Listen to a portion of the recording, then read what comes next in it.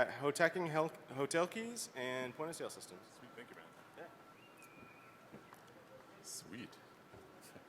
You guys see the slides all good and everybody hear me good? Perfect, perfect. So Weston Hacker, I'm going to be hacking hotel keys and point-of-sale systems. I had backup videos just in case if anything went south. So yeah, funny story. Starting out a little bit, after I go through a little bit about myself, I do a lot of talks. I did Hope this year, I did Black Hat. This is my third year at DEF CON. It's a privilege to speak here. So yeah, basically do pen testing for a living. I do a lot of research on the side. I'm an ATM enthusiast and like some of the other stuff. I just like playing around with like technology. So, and I got a couple side projects. I was working on some car hacking, point-of-sale system hacking, hotel key hacking, and just exploits in property management software. So, but funny story. So when you do a hotel hacking talk at a hotel, it usually involves the staff pulling you, your PR person, and your boss aside, and taking you into the bowels of the hotel. And I've seen Casino one too many times because I was a little nervous on, so. But it was something where it all ended really good. They just wanted to know if they were vulnerable to this attack, and it is not. They tokenized their stuff. They did it set up properly. They followed the best practices. So your guys' hotel room keys are safe at all the Caesars properties. So just wanted to throw that in there. So, so I'm going to explain the actual mag spoofer, which is Sammy Kamkar's device. This one's a modified version of the mag spoofer. This one is not the one that is set up for brute forcing. But I do have the demo of the actual brute forcing going on. And then we're going to actually infect this point-of-sale system with malware using a human interface device injection. So, and yeah, I'm going to explain a little bit about the point-of-sale systems and the actual process of how the keys are actually made. On some of them that rely on night audit and batch services, they have to do some very insecure things to make sure that their database is post and they get charged. So I'm going to do a privileged, show you how the privileged attacks work. Fireman keys, service keys, things like that. So, and it's yeah, some of it's I thought it was pretty duty heavy encryption of some kind, and most of it's just encoded. So they definitely skip some steps. And the point of sale talk, it's gonna go from how I led from doing hotel research into actually attacking point of sale systems. Because like I don't know anybody else when they saw Sammy's video, like they thought of every single thing that has a Magstripe reader on it as now an attack surface. And I just want to give him a shout out because that was an amazing research, and he saved me many, many hours of reading manuals. So, and yeah, I'm going to basically go through how it uses the Magstripe readers, where the fail was in that, and I'm going to actually go with triggering events on the readers and see what it's listening for. Because some of the newer point of sale systems, like they will only power up the reader when X happens, and I actually have a tap that you can attach to bypass some of that stuff. So, and I'm going to go through some of the management cards, brute forcing management cards. You can actually, do refunds, stuff like that. So you can actually refund to other credit cards using one of the other attacks. So, or yeah, it was one of that I was conceptually doing, and it would have been a pretty decent attack because I never knew that you could actually refund to a credit card that it wasn't originally charged on, and that's something I came across while doing some of the other research I was doing this year. So. And yeah, so I'm going to do a cache tend, check tend attack. So that basically, when you inject the F8 key, it literally just pops the register open. And I'm going to go over that in a little bit here. So, because everybody pays a check still, right? So yeah. And attacking OS injection, I'm going to pop a command shell. And then I'm also going to demo a drive-by attack as long as the 4G holds up. So, and I might have to get Steve Jobs on you guys, have you turn your phones off. But no, it should be good. So I did have 4G working earlier. So, and some of the actual restaurant attacks and other mag research, like some of the rewards programs. I wrote one version of it where it cycles through 10 cards. So same with some of those places where you can collect points. They're onto employees, just giving the points to themselves. So it actually cycles through like 10 accounts, and I'll go through that in a little bit here. So I'm going to go through who in the room knows what a mag spoofer is? Who's built one? They're fun. They're very fun things to build, and yeah. So basically, as you can see there, that's what actually happens if you put iron oxide on a credit card. It's going to actually, it has a little magnetic field to it. So that's when the actual card is swiped through, it's actually generating a magnetic field and speaking binary data. So ones, zeros, things like that. So basically what Sammy Kamkar did was he actually, built a version. I think the patenting all goes back to like 2008 with the LoopPay, which is a system that was bought by Samsung. And so basically, all you need to know is that there's a EM field being generated that is the same, pretty much the same. Some of the timing is different. but as far as that goes, when you swipe the card, it's basically doing the exact same thing. So it's able to speak to magnetic head readers using a small little mag spoofer. So, and how's the, yeah, it's secure Magstripe transmission. So it's, like I said, it's something that's been around since 2008. So back in 2002 and 1997, you know, people didn't think that this kind of thing was possible. So that's why a lot of these vulnerabilities. There's no reason that this keyboard should have a 102 key functionality that you can actually inject through the actual magnetic head reader. So, and yeah, it's not RFID. A lot of people ask me that, like, you know, the hotel attacks, like, is it on the RFID actual keys? And no, it's not. It's actually basically turning a magnetic card into a wireless card. So,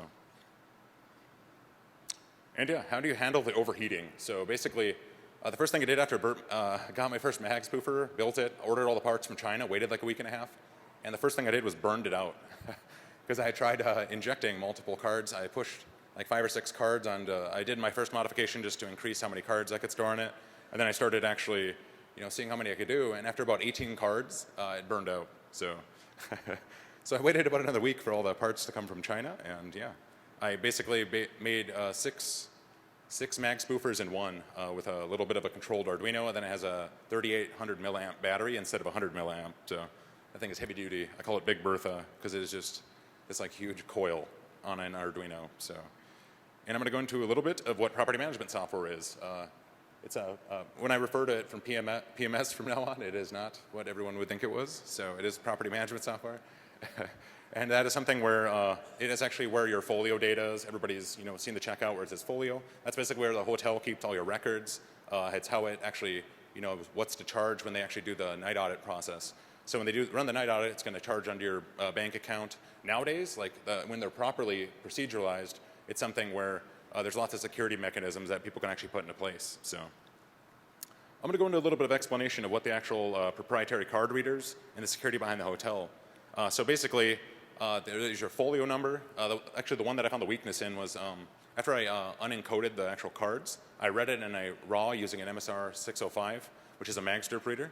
Basically read the raw data, unencoded it, and it was literally the same as my folio number and my room number and the checkout date. So if you make an assumption that somebody's going to check out in the next week, your space just went down a little bit.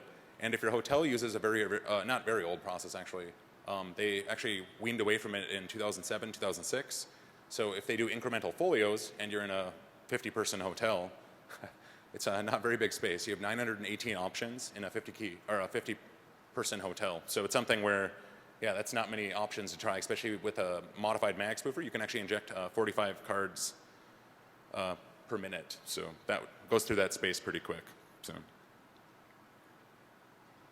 and yeah, collecting the information. As you can see, also instead of injecting full credit card numbers, you're actually injecting just some of the track. Most of them is the track 3 data, a lot of the track 2 data. So credit cards are broken down into track 1, 2, and 3. Track 3 is the one that hotel chains use mostly. So, and if you've ever noticed, you can put your card in upside down. That's because that half of the actual magnetic stripping is only used. So they only use a portion of track 3. And as you can see, I put iron oxide on this one also, and it just shows that it is actually not. Yeah, it's not using the full card because I covered the whole thing, then wiped it down, and yeah. So, and that's one of the things too. I travel a lot when I go pen testing, so I have like an entire suitcase, not an entire suitcase full of it, but it's got about 3 layers of actual hotel room keys, and I was always wondering what was on them. So I just got bored one day and started pulling information off of them, and yeah. And there were several of them that actually were, you know, pretty easy to actually break the encoding on them because they were using it was I think base 64, but a little bit less because it was very, very simple. I wrote a actual script, and then most of that script actually worked for like 3 or 4 different kinds of keys. So I'm guessing that they're using the same PMS software. So, and yeah, so how do you, how would the bad guys go about interacting with, say for example, if you were going to brute force that 918 space, say Weston wanted to get into Hecker's room, it's, you know, now I know the folio number, I assume he's checking out in the next week. I can actually go to an elevator or the pool area, and it'll actually tell me once I get that, when I get valid card numbers. So you don't have to actually be sitting in front of the person's door, which is kind of, you know, that would raise a lot of suspicion, you know, especially if you had to sit in front of his door for 18 minutes or something like that. So the actual, yeah, that gets kind of creepy, the guy in the hallway for 18 minutes. So that's something where yeah, I was like one of the concepts that was with permission on this property. It was actually testing it out by the pool area and the actual hotel, because I also found out how the floor restrictions in elevators work this way. So, so it's kind of cool. Like if somebody wants to go up to the 26th floor, you can literally just change the room number. It doesn't actually validate the folio on that. So, and yeah. And as far as getting maid service keys on that property that I was on, I literally attached my device to the back of the door, and I did that from the privacy of my own room. And when people walked by, it was you know, just randomly beeping here and there. But it was something where it took about 33 minutes to actually get you know, the domain admin of the hotel, pretty much. It was one of the maiden keys. And you can literally like, it is crazy the amount of access, especially with some of the service keys. And I feel dumb for brute forcing it, because it was pretty much all zeros for the maid's keys. And I'm sure, you know, some of the guys out there, like, that'd have been right away, it's like, let's start at 0 instead of, you know, the folio numbers. So it's something, once I understood that, I tried all 9s, and that was the service keys. And yeah, so then some of the actual issuing, they issue them monthly. So the folio, once I found out that that was the way that they were issued, it was something where I was actually, you know, pretty much able to do that. So, and yeah. And a lot of the elevator and fireman keys, like there's some states that are looking at actually, luckily they're hid behind metal, so there's no way people could interact with them. You know, so that's what I'm saying, like that heavy duty mag spoofer, it can go a pretty good distance. So that's even if they're blocked off for law enforcement or fireman usage, it can actually reach some of those. So yeah, so I'm going to go through some of the raw dumps. Some of the other facilities, they actually use, like, say for example, if you go to theme park, they'll have on track 1 and track 2, they'll have other information. Track 2 on some of the properties, keys that I was looking at, they actually basically had my name, and I was like, oh, how am I going to brute force, you know, names and stuff? And luckily it wasn't validating it. So, and that's one of the things too, is like I always wondered about that, like how often, you know, because that's one of the things, like people always heard news stories about personal information. There's no personal information on any of the keys that I came across, the ones that I could decode at least, with the exception of like a name. And yeah, to me, that's not that identifiable, I guess. So, and there are limitations to characters that can be entered due to the limitations of encoding of the keys only. Once you introduce the mag spoofer, you can actually start injecting some illegal characters, which I actually found out when I was running pretty hot, like because I was actually measuring like how hot it could get before it actually started garbling the messages and stuff like that, and actually some of the bit error percentages, like if they would go through the roof if it started overheating, and you know, to actually figure out what was safe to run the device at. And yeah, there were some characters, I'm guessing some bits flipped, and that's what led me to believe that, you know, some of the research, which I actually will be demoing at the end here. So, and with some readers, they also, yeah, they automatically inject a return character after the card is swiped.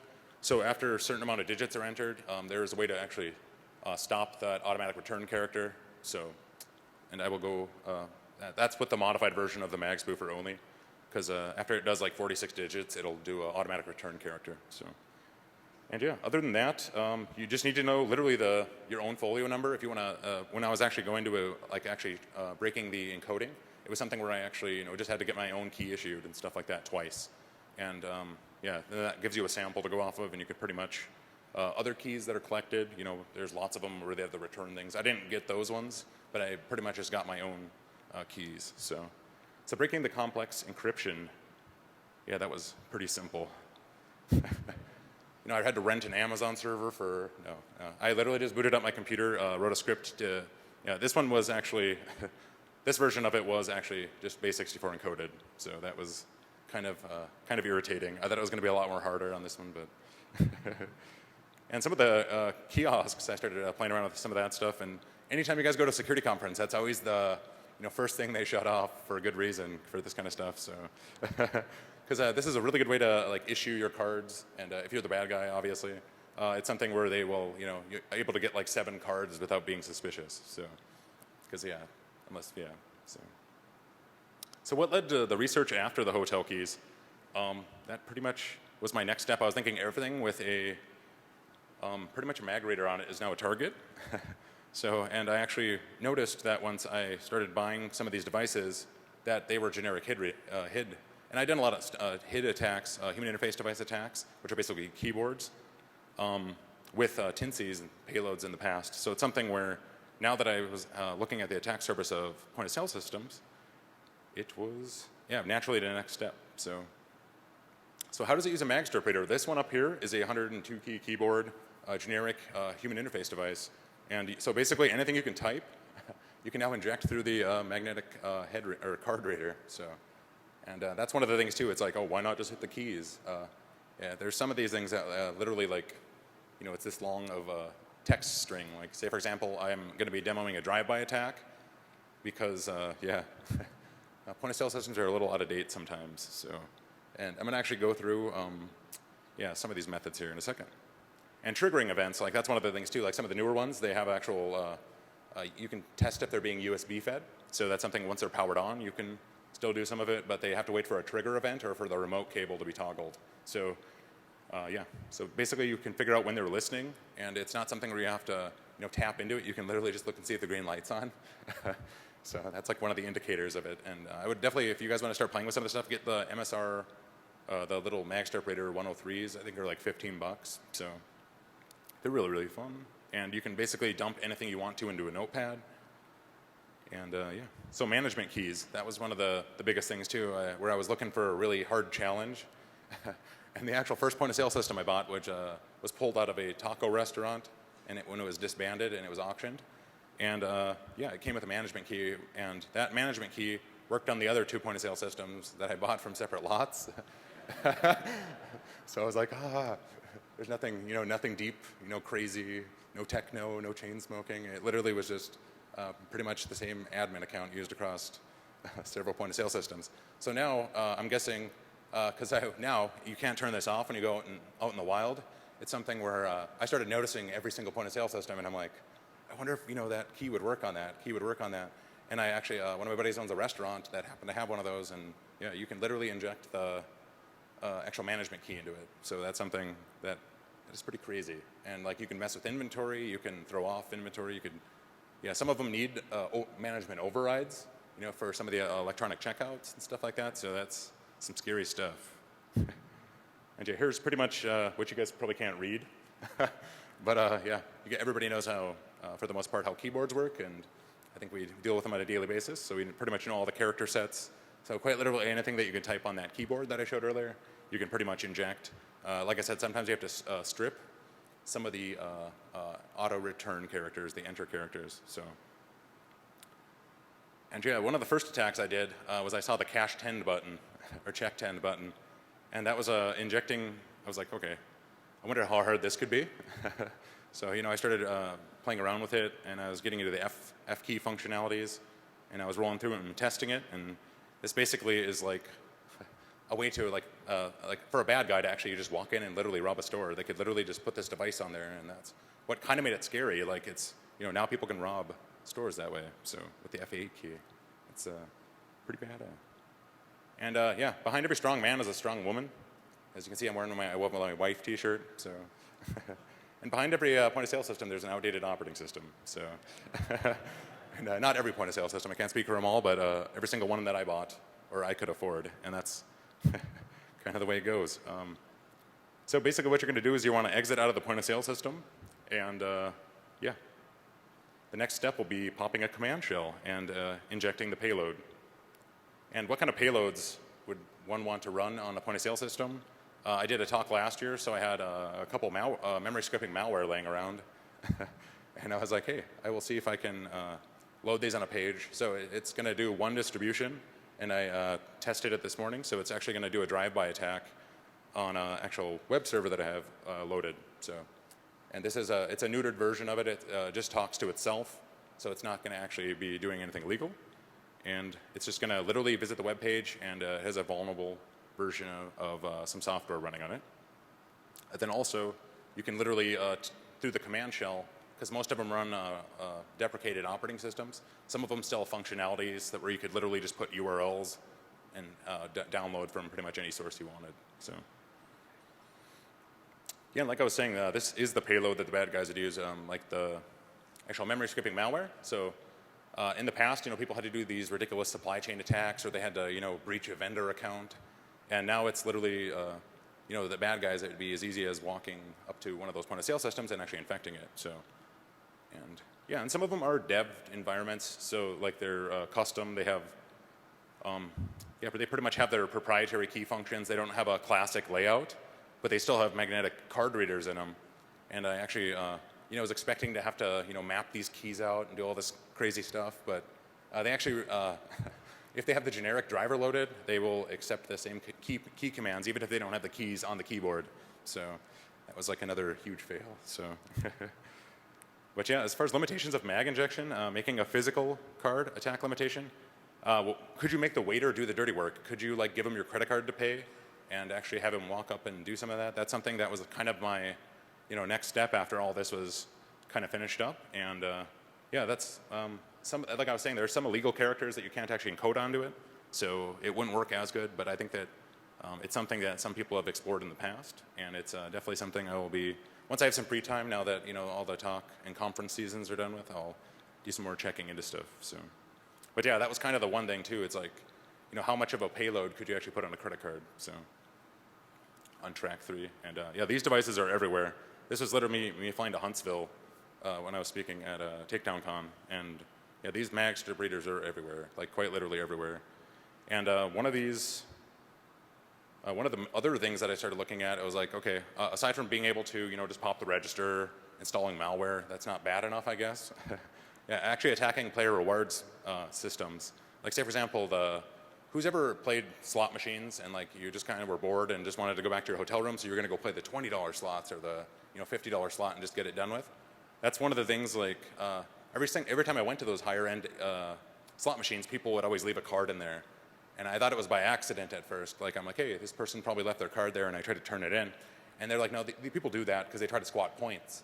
Because some guy who is just literally, waiting for a plane or something is going to, play $2,500 worth of slots, and they get to collect the player's rewards points. So they kind of squat some of those accounts. And that was like one of the attack methods that I was thinking of. It's like, now that you can inject magnetic data, it's like you could squat on one of these devices. And it's another one is like I was saying, I think when I was in high school, I worked at an actual company that they had like a player's reward program, and they told me, they're like, yeah, you can't use your own card.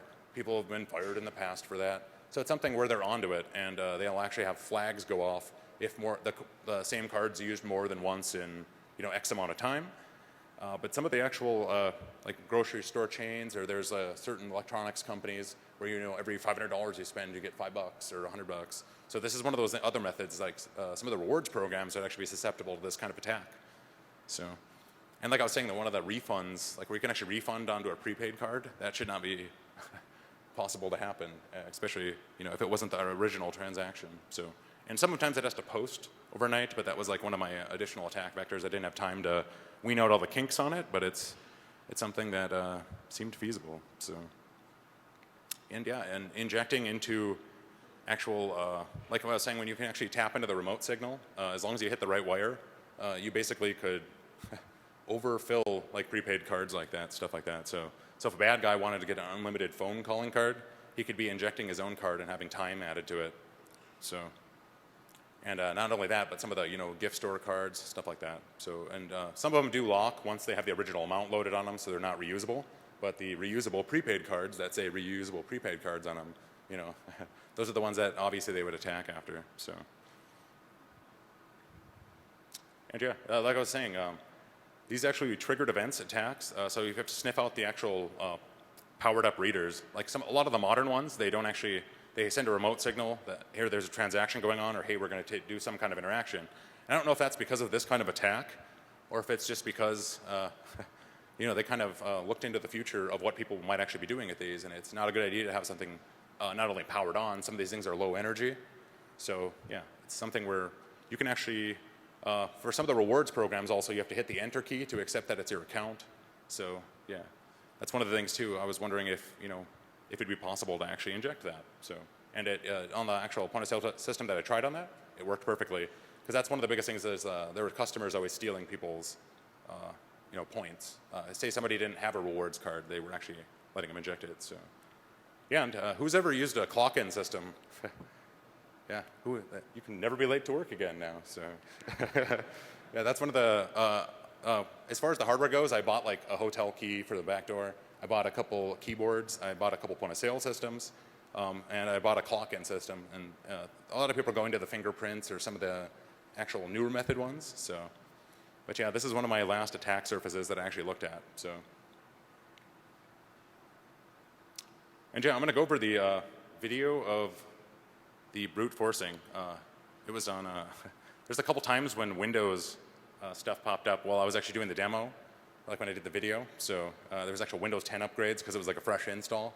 So I lost my original driver disk for my MSR 605, and I had to download it from an untrusted web page. So if you guys wonder what the dialog boxes popping up all the time are. So, and I'm also going to go into the installing actual credit card skimming malware off of a web server as long as the internet is still working. So, and if not, you'll still be able to see that there are injections. So, and I'm going to go set up the demo, and while I'm setting up the demo, I'm actually going to, if people want to start stepping up to the mics too, you can ask questions while I'm doing the demos. So, yeah, thanks for coming, and stay legal, and I'm going to go into the demonstration portion right now. So, let's see. Thank you.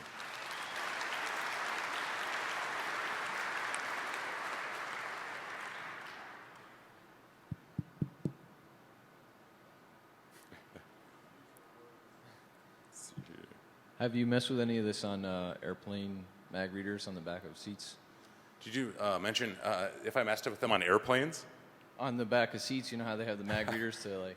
Yeah, I've learned from other people that have messed around on planes that it's it's not usually one of the things you guys want to do. Like I saw that Magstripe reader, and I even felt bad like taking a picture, you know, of an MSR that was on the keyboard thing. So yeah, I haven't tampered with planes any. And I hope everybody knows that, because yeah, that was like one of the I've seen those, and I thought the exact, because you can't, once you start doing this kind of stuff, you can't like turn that stuff off. So yeah. How about the like the new like Square and the PayPal and all? Oh yeah, yeah. Some of the original, and right now it's actually I'll come back to your question. Some of the Square readers and some of the remote ones, yeah, yeah. A lot of and that's not a vulnerability in them. It's anything that uses a mag strip. But yeah, quite literally everything that is affordable that has a mag strip in it, I've bought and injected stuff into. So yeah, that's pretty crazy. And that's what I'm saying. Like if you're making your own payment, you could be presenting a different card. I see what you're thinking. That's some clever thinking. So, but basically right now it's actually injecting the folio numbers, and I'll roll the video back here a little bit. And there's the first Windows 10 upgrade. Sorry about that. And if you guys want, this video is online on YouTube already. So basically I'm going to read the raw data, because it has, like I said, it has custom encoding. So you have to have a specific reader to actually do and you're going to be reading you have to switch it to HiCo and then read raw. So yeah, there's the first transaction, and then it's actually, if you can't see on the actual video, it'll show, because my phone wouldn't focus, but it's actually, some of the numbers are changing because it's rolling through the actual folio revisions. They have the same checkout date. So it's like the end of the conference is happening or something. So I knew that they were checking out at that date. And it literally took about like 6 minutes. But if you guys want to see how the actual device is over my MSR 605, it was actually injecting folio data. And then I think the end of this, I'm going to let roll again here for you guys. So, and then after this, I actually used a Chinese-made MP3 player to inject a credit card number, which is kind of cool. And it burns the MP3 player out, so don't try it at home. So, but yeah, what's your question? Did you ever try using the mag spoofer as a jammer to perhaps like jam a transaction that's in place and then play after it's done, anything like that? Yeah, that was actually, sorry.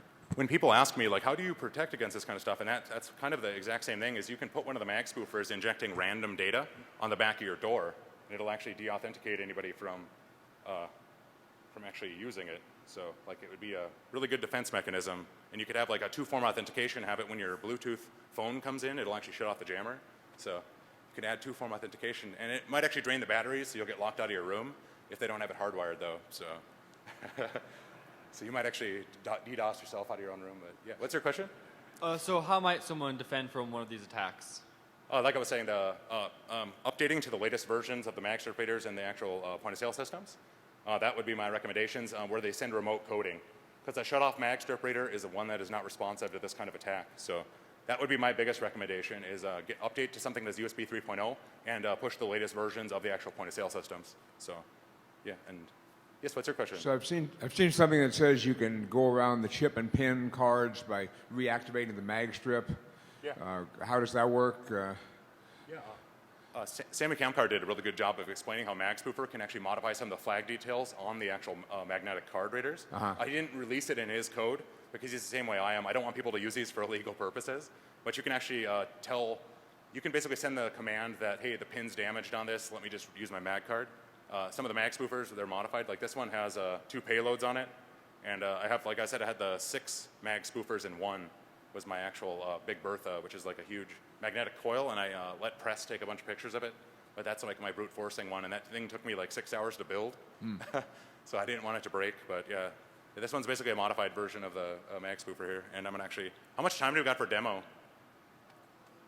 We're doing really good? Okay. If you want to ask some more questions too. Did you write any fuzzers for any of the embedded systems hooked up to these Magstripe readers, and did you find any memory corruption issues?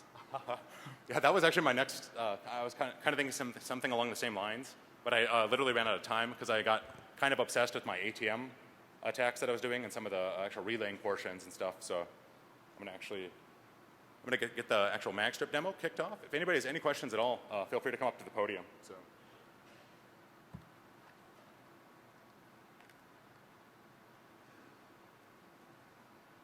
So can everybody see the point of sale system too on the screens? Awesome.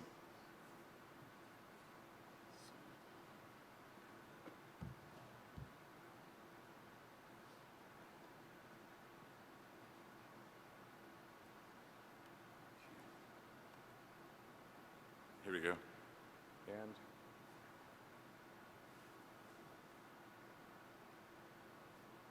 I'm going to check to see if I have internet connectivity here.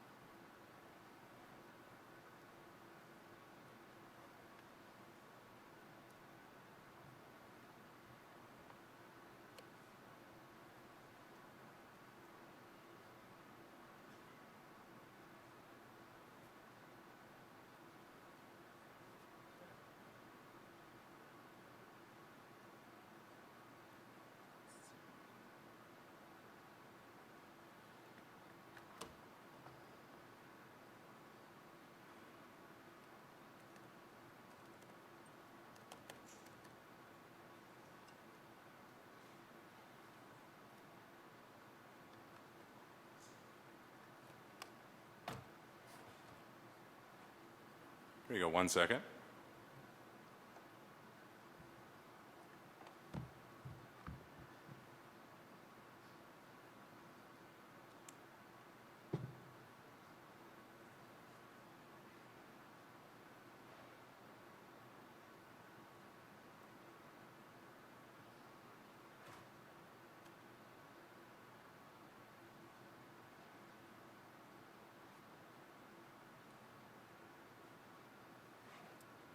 And it is not visiting the right page, so I'm going to try the second payload. I'm going to try to pop the command right now. So.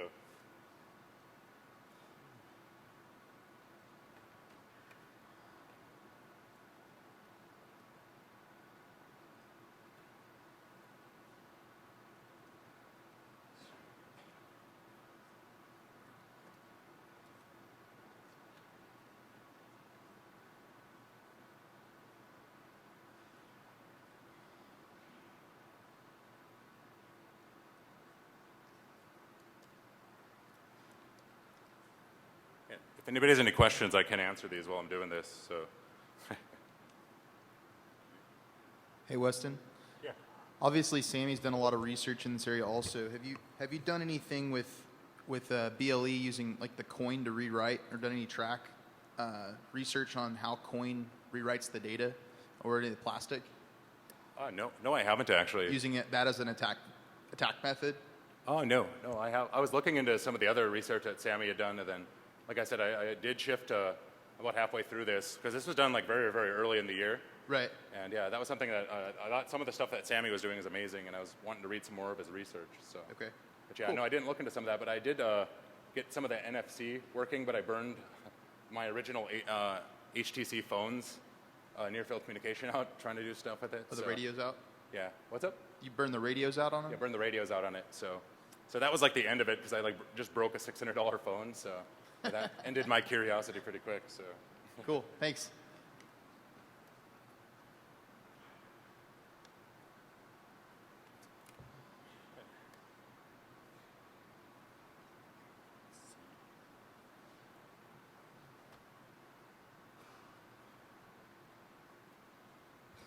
Just one more second. I'm going to try and plug in the HID.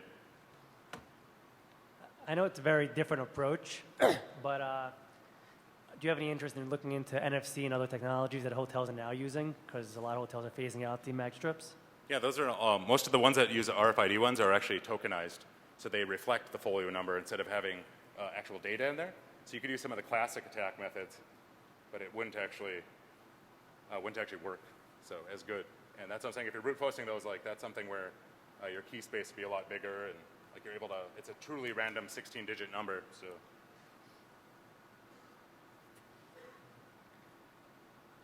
Just pop on the same page.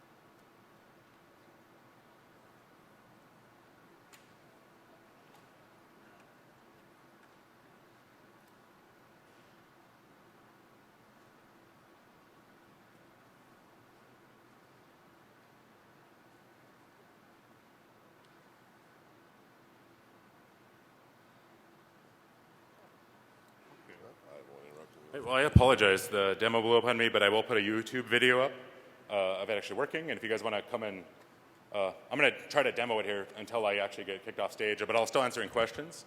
So if you guys have any questions, feel free to ask too. So yeah, I was just curious, have you done any playing around with the new tabletop devices that are in the restaurants and stuff? Have you looked at any of those?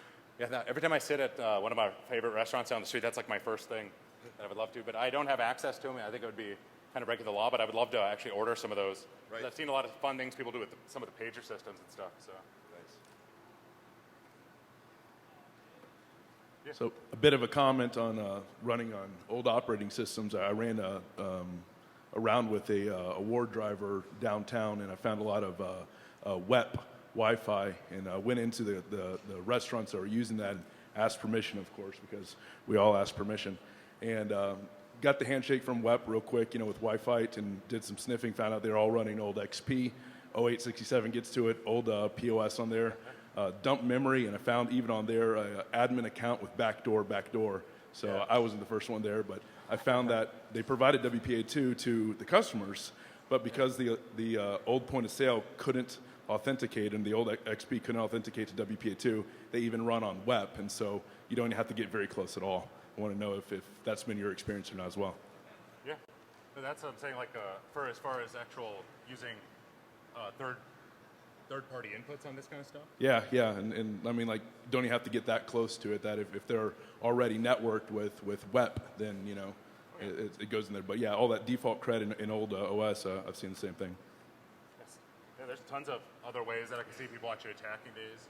Yeah, this is like my main attack surface on this. So shifting gears a little from mag strips to chip readers, have you ever gone into something like that as chip readers start to get more and more popular and maybe hotels start to use that instead of mag strips?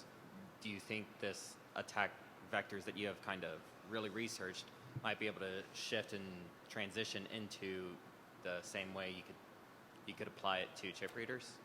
Yeah, some of the chip readers, they'll still be using some of the magnetic track data for the most part on some of the stuff, but some of the challenging and the encryption they can do, I would see it being able to block a lot of it. So.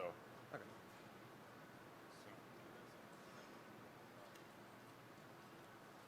What about looking into the serial programming on the actual door itself? I haven't dug too deep into some of that stuff. Like after I got some of this attack surface and then I broke my phone, like I said, it kind of disheartened a little bit. So, but yeah, that was like I was still curious about a lot of the attack surface that was out there, but I just I didn't have some of the stuff to get into it. So as far as especially time was my biggest constraint on that. Because if you have a key to your door and you're able to reprogram the lock to your door, or you could spoof your key, then you. Well, yeah, that's the biggest thing too. Is like, are you asking about if you can? I'm sorry, I might ask the question. So a lot of the doors have a barrel serial connector on the bottom, a 2.1 jack. Oh yeah, yeah. And then if you can reprogram that door over serial, and if this is the kind of security that the keys are using, are the locks really using that kind of security? And that's what I'm saying. Like even the most recent hotel attack, like where they had the little not the bingo dauber, but the actual marker at the bottom. Those are newer systems. Those have two-way interfacing, so they can blow the keys away.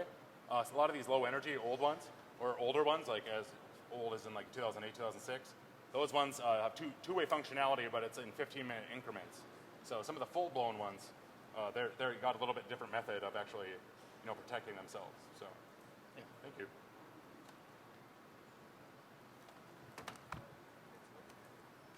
Did you have to use any kind of a proprietary reader for your mag strips? I noticed a lot of credit cards, driver's licenses, all used a normal standard 1, 2, 3 tracks, but a lot of hotels aren't readable by those standard readers. Did you have to use anything special for that, or? I did have to modify the MSR like a little bit to be able to read some of the raw data at the same time as the other information, because they use like a portion of the card and actually raw read it. To read their proprietary format, you do need an actual driver from the property management software. But if you can rip the raw encoding, like a majority of them, you can actually reverse it from the raw encoding. It just takes a lot of extra time. If you do the raw read through the property management software, if you were to get the property management software, you would be reading entirely different character sets. So, right, so that's how you did it for most of what you're showing here. Wasn't to dump it to actual keys, but to dump it to raw and then dumping to raw, then I had to re-encode it as raw. Like if you went up to your room and did an MSR and just read it in raw, and then copied that to another card, that raw would work across the board. So, all right, thanks. Yeah, thank you. Just curious if you looked into trying to do SQL injection into like POS systems or other systems using this method. Yeah, I was actually, the demo that I had was literally going to do a Java or a Flash drive-by attack.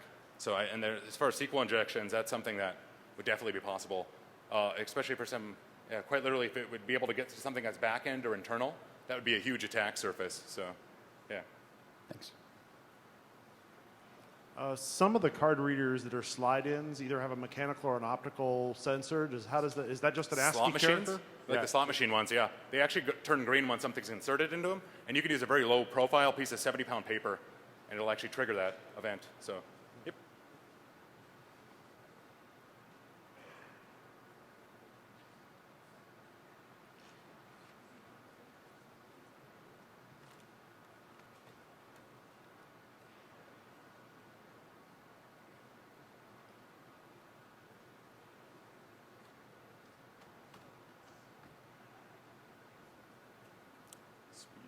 How are we doing on time, guys? Here's my goo. We're 2 minutes? Okay, awesome.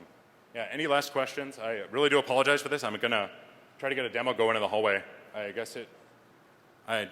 need to check on some of the connectivity issues. It should have still popped the command shell and injected, though. So I'm having some kind of interface issues. So if anybody wants to see this, if not, I will actually put a camera demo online. And I'll make sure that my camera focuses this time. But if you guys want to look into the actual injection with the Chinese MP3 player, if you want to burn out a $6 MP3 player injecting credit cards, you can feel free to.